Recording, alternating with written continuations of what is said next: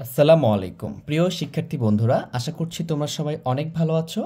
আজকে আমরা পঞ্চম শ্রেণীর অধ্যায় 5 গুণিতক এবং গুণনীয়ক এই বিষয় নিয়ে আলোচনা করব। এটা বেসিক বিষয়গুলো বোঝার চেষ্টা করব এবং এটা খুবই গুরুত্বপূর্ণ। পরীক্ষায় এটা তোমাদের পরীক্ষার জন্য বেশি গুরুত্বপূর্ণ, কারণ পরীক্ষায় আসে। তাহলে এটা বেসিক বিষয় নিয়ে আলোচনা করি, চলো আমরা শুরু করি। তাহলে প্রথমেই আমরা যেটা নিয়ে আলোচনা করব সেটা হচ্ছে গুণিতক। গুণিতক, আচ্ছা, গুণিতক বিষয়টা কি এটা বোঝার চেষ্টা করি। গুণিতক হচ্ছে কোনো সংখ্যার সাথে পূর্ণ সংখ্যার গুণফল। মনে করো আমি এখানে লিখেছি 2 লিখছি, তাহলে 2 একটা কি সংখ্যা। এই সংখ্যার সাথে যদি আমি একটা পূর্ণ সংখ্যা কি হতে পারে? এই যে দশমিক এবং ভগ্নাংশ ছাড়া যে সংখ্যাগুলো আমরা ব্যবহার করি প্রত্যেকটাই কি পূর্ণ সংখ্যা। যেমন এখানে আমি দেখা যাচ্ছে 3 ব্যবহার করলাম, তাহলে 3 একটা কি পূর্ণ সংখ্যা। তাহলে কোনো সংখ্যার সাথে যদি পূর্ণ সংখ্যার গুণ করলে যেটা পাবো সেটাই হচ্ছে তার কি গুণিতক। 3 গুণ করলে কত পাবো? 3 দুগুণ 6। আবার 2 এর সাথে যদি আমি 1 গুণ করি কি তাহলে কি পাবো? 2 কে 2 পাবো। তাহলে এই যে পূর্ণ সংখ্যা গুণ করে যেটা পাচ্ছি সেটা তার কি গুণিতক। এবং এখানে কার গুণিতক বের করতেছি? আমরা 2 এর গুণিতক বের করতেছি। তাহলে এই বিষয়টা বোঝার জন্য আমি আরও কিছু প্র্যাকটিস দেখি। মনে করো এখানে আমরা 4 লিখলাম, 4।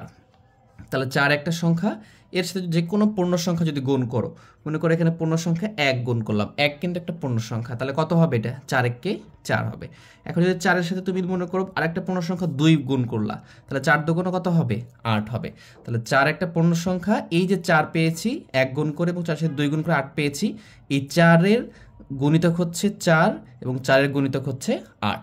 তার মানে প্রত্যেকটা যত গুণ করবো আমরা, যেখানে 4 গুণ 3 করলাম তাহলে কত পাবো? 3 4 12। তার মানে কোনো সংখ্যার সাথে যে কোনো পূর্ণ সংখ্যা গুণ করলে যেটা পাবো সেটা তার কি গুণিতক। তাহলে 4 এর গুণিতক কি? 4 8 12, এগুলো প্রত্যেকটা সংখ্যাই তার কি হবে? 4 এর গুণিতক হবে। এইভাবে যদি আমরা 4 এর সাথে যদি 4 গুণ করি, কারণ 4ও পূর্ণ সংখ্যা, 4 4 কত হবে? 16 হবে। যদি 4 এর সাথে 5 গুণ করি তাহলে কত হবে? 4 5 20, মানে 20 হবে। তাহলে এইভাবে আমরা যত ইচ্ছে বের করতে পারবো, এটা অনির্দিষ্ট কাল পর্যন্ত আমরা বের করতে পারবো, অনেক বের করতে পারবো। তাহলে এইখানে 4 এর সাথে যেটা গুণ করব, যেই পূর্ণ সংখ্যায় গুণ করব এবং গুণফল যেটা পাবো সেটা হচ্ছে 4 এর গুণিতক। তাহলে 4 এর এখানে যদি বলা হয় যে 4 এর গুণিতক কতগুলো, তাহলে আমরা এভাবে লিখতে পারি যে 4 4 এর গুণিতক। তাহলে 4 এর গুণিতক কোনগুলো?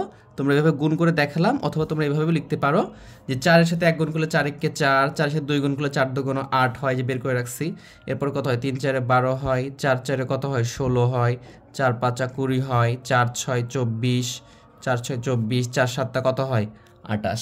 তাহলে এই যে প্রত্যেকটা পূর্ণ সংখ্যা এইগুলা গুণ করে আমরা এইগুলা পাচ্ছি। তাহলে এরকমভাবে যত ইচ্ছে বের করব প্রত্যেকটাই কি হবে? 4 এর গুণিতক হবে। প্রত্যেকটা সংখ্যা কি 4 এর গুণিতক। তাহলে গুণিতক বিষয়টা কি আশা করি তোমরা বুঝতে পারছো। এরকমভাবে তোমার পরীক্ষায় বলে দিবে যে 4 এর গুণিতক 5 পর্যন্ত, মানে 5টি বের করো, তাহলে 5টা বের করবা এই পর্যন্ত। এইভাবে 4 এর বলতে পারে 5 6 7 8, অনেক কিছু বলতে পারে। 7 এর গুণিতক বললে তুমি ওইভাবে 7 এর সাথে 1 গুণ করবা, 2 গুণ করবা, 3 গুণ করবা, 4 গুণ করবা, করে তার গুণিতক বের করবা। আশা করি বিষয়টা বুঝতে পারছো। এরকমভাবে তোমাদের বইয়ের 26 পৃষ্ঠায় দেখা যাচ্ছে যে বলছে যে নিচের সংখ্যাগুলোর 10টি গুণিতক লিখো। সেখানে 5 আছে, 7 আছে, 8 আছে, 9 আছে। তাহলে তোমরা এইভাবে বের করবা। 5 থাকলে কি হবে? তাহলে 5 এর গুণিতক কি হবে? 5 কে 5 এর সাথে 1 গুণ করলে 5 হয়, 5 এর সাথে 2 গুণ করলে কত হবে? 10 হবে। তাহলে 5 এর গুণিতক কি? 10 15 20 25 30, এগুলো 5 এর গুণিতক। ঠিক আছে, মানে এভাবে লিখতে পারি যে 5 এর গুণিতক। ঠিক আছে, আমাদের এরকম করে দেখানোর দরকার নাই। আমরা যে এখানে লিখছি না, এই যে এখানে লিখছি, এটা না দেখালেও হবে। যদি তুমি বুঝতে না পারো তাহলে সেক্ষেত্রে তুমি লিখতে পারো। যেহেতু 10টি বলছো, তাহলে 5 এর গুণিতক 10টি তুমি দেখালেই হবে। এ 5 কে 5, 5 এর সাথে 1 গুণ করলে কি হবে? 5 হবে। জাস্ট নামতা লিখবা। 5 দুগুণ কত? 10, 3 5 কত? 15, 4 5 কত? 20, 5 5 কত? 25, 5 6 কত হচ্ছে আমাদের? 30। এরপরে 5 7 35, 5 8 40, 5 9 45, 5 10 50।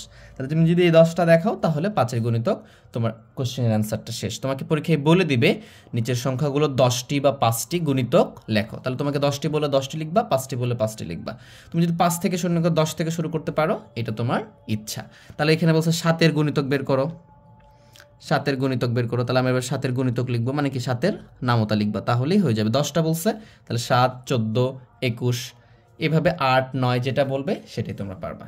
এখন আমাদের যে বিষয়টা শিখতে হবে সেটা হচ্ছে সাধারণ গুণিতক কি। সাধারণ গুণিতক কি? মনে করো আমরা এখান থেকে এই বিষয়টা ক্লিয়ার করতে পারি। মনে করো আমাদের এখানে আছে হচ্ছে এই যে আমরা এখানে বের করছি 4-এর গুণিতক বের করছি এবং 5-এর গুণিতক বের করছি। সাধারণ গুণিতক জিনিসটা কি? আমাকে এভাবে বলতে পারে যে 4 4 4 ও 5 এর সাধারণ গুণিতক। কি বললাম? সাধারণ গুণিতক বের করতে বলবে। হ্যাঁ, তাহলে এই বিষয়টা একটু বুঝে নিই। সাধারণ গুণিতক, তাহলে 4 ও 5-এর সাধারণ গুণিতক হচ্ছে, ভালো করে একটু খেয়াল করতে হবে, এই যে সাধারণ অর্থটা কি? সাধারণকে আমরা ইংরেজিতে বলি কমন। দেখো তোমরা ব্যবহার করো না, এটা তো কমন ব্যাপার, এটা তো কমন জিনিস, আমার এটা ভালো লাগে না, আমি এক্সেপশনাল জিনিস নিব, এরকম বিষয়টা সাধারণ, সবার মাঝে থাকে, কমন জিনিস, সেটাকে বলি আমরা কি? সাধারণ। তার মানে 4 ও 5-এর যখন বলবে সাধারণ গুণিতক, তখন এবং 4 এবং 5কে আমরা কি করব? গুণিতক বের করব। বের করে এই দুটার মধ্যে যেটা মিল পাবো সেটা হচ্ছে সাধারণ গুণিতক। দেখো কোনগুলো মিল পাচ্ছে, দেখো এখানে 20 আছে, এই যে 20 আছে, এখানেও 20 আছে, তার মানে কি এই দুইটা কিন্তু এদের মধ্যে একটা কি? সাধারণ। বুঝতে পারছো? তখন আমরা বলতে পারবো 4 ও 5-এর সাধারণ গুণিতক কি? একটা পেলাম 20। এরপর যদি এটাকে আমরা আরও বর্ধিত করি বা বড় করি তাহলে কিন্তু আরও পেতে পারি। সেইগুলো তাহলে কি হবে? যদি আমরা একটু করে দেখি এটার, যে 28, তারপরে আমরা কত পাবো এখানে? 32 পাবো, তারপরে 36 পাবো, তারপরে 40 পাবো। হ্যাঁ, এভাবে যদি চলতে থাকে এভাবে পাবো। তাহলে এখন খেয়াল করো, পরে আর একটা পাইছি, দেখো 40 এখানে আছে, এটা দিয়ে ইয়ে করি, দেখো এখানে 40 আছে আমাদের, আবার এইখানেও 40 আছে, তাহলে আমরা লিখতে পারি 40। মানে দুইটার কমন জিনিসটা কি আছে সেটাকে বলি আমরা সাধারণ। দুইটারই গুণিতক বের করব আমরা। 5 এবং 4-এর সাধারণ গুণিতক কি পেলাম? দেখো 20 এখানেও আছে, এখানেও আছে, মানে 4-এরও গুণিতক 20, 5-এরও গুণিতক 20, তার মানে সাধারণ গুণিতক। 40ও এখানে আছে, 40 এখানে আছে। যদি এভাবে তুমি আরও বাড়াতে থাকো তাহলে দেখবে 15 দিয়ে যখন গুণ করবে তখন এখানে 60 আসবে, একটা সংখ্যা 60 আসবে এরকম। এইভাবে যদি 12 দ্বারা গুণ করো তাহলে কি দেখো এখানে 50 আসছে না, 11 দ্বারা গুণ করলে কি 55 হবে, তারপরে কত হবে? 60 হবে। তখন এই 60টার সাথে মিলে যাবে, তখন আমরা এটাকে বলতে পারবো 60ও হচ্ছে এদের কি? সাধারণ গুণিতক। এইটাকে যত বর্ধিত করব আমরা, যত গুণিতক বের করব তত সাধারণ গুণিতক পাবো। তো আমাদের 2টা বা 3টা বের করার পরে আর দরকার হয় না, ঠিক আছে? তাহলে 4 এবং 5-এর সাধারণ গুণিতক কত পেয়ে গেলাম আমরা?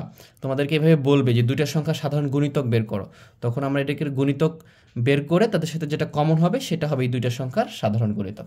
আশা করি বিষয়টা বুঝছো। এরপরে যে বিষয়টা বুঝতে হবে সেটা হচ্ছে আমাদের লঘিষ্ঠ সাধারণ গুণিতক। তাহলে এই বিষয়টা কি? তাহলে আমাদেরকে কি এটা? লঘিষ্ঠ এই বিষয়টা বুঝতে হবে। লঘিষ্ঠ সাধারণ গুণিতক, সাধারণ গুণিতক যেইটাকে আমরা সংক্ষেপে বলি হচ্ছে লসাগু। কি বলবো আমরা?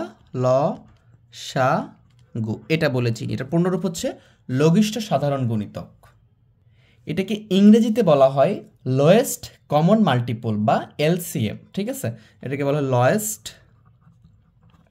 লোয়েস্ট কমন মাল্টিপল বা এলসিএম, ঠিক আছে? তাহলে যদি আমাদেরকে সাধারণ গুণিতক বের করতে বলে এইভাবে সাধারণ গুণিতক আমরা বের করব।